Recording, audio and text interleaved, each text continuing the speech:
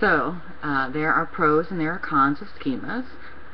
Some of the cons are, one, what we do sometimes is we fill in the gap, but we fill in the gap of information with incorrect information, but schema consistent. So basically, we add things to our memory that weren't present because we think they should have been there. So say you're a witness at a trial and you saw some men fighting and they're pushing each other and shoving each other, and all of a sudden you see or remember seeing someone pull a knife or a gun or some kind of weapon. Well, there was no weapon, but you saw it because you expected to see it in that kind of fight. So maybe you're on the stand at a criminal trial, and having a weapon raises the stakes quite a bit, so that person could go away for a long time or have certainly a big black mark on their record because you added something to the story that wasn't present just because you thought it should have been. Adding inconsistent information, adding schema consistent information, that's just wrong. Right? What's the other thing we can do?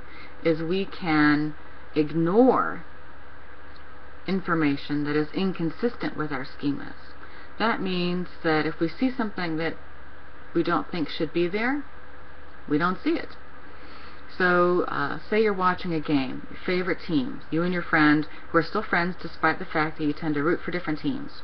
So you're both sitting there, you're both watching the game. At the end of the game, maybe I come up and ask you, well, how many penalties did your team have? And you remember clearly that your favorite wonderful team had only 6 penalties, and your friend looks at you and says, what are you talking about? There were 20. And you say, what do you mean? You know, I only saw 3. Well, that's because you ignored the ones that you didn't want to see. And your friend is doing the same thing with his or her favorite team as well. So if we don't expect it to be there, it isn't. Okay, number 3, we have applying schemas even when they don't fit. So we apply schemas when they don't fit. Let me give you an example. In high school, what honorific did you use to talk to your teacher? Did you use Mr. or Mrs.?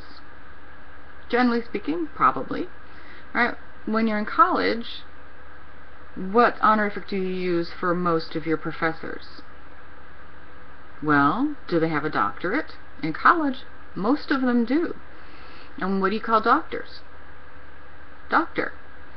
So, at the beginning of class, and to be quite honest, all the way throughout the semester, I get called Mrs. Linden all the time.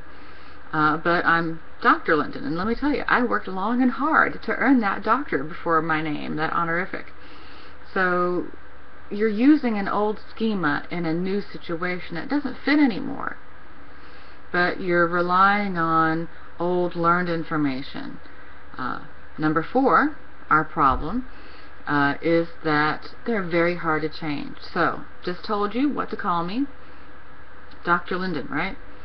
By the end of the semester, I will have half of you probably calling me Mrs. Linden again. You know, as long as it's not Dr. Amy or Miss Amy, I'll probably be okay.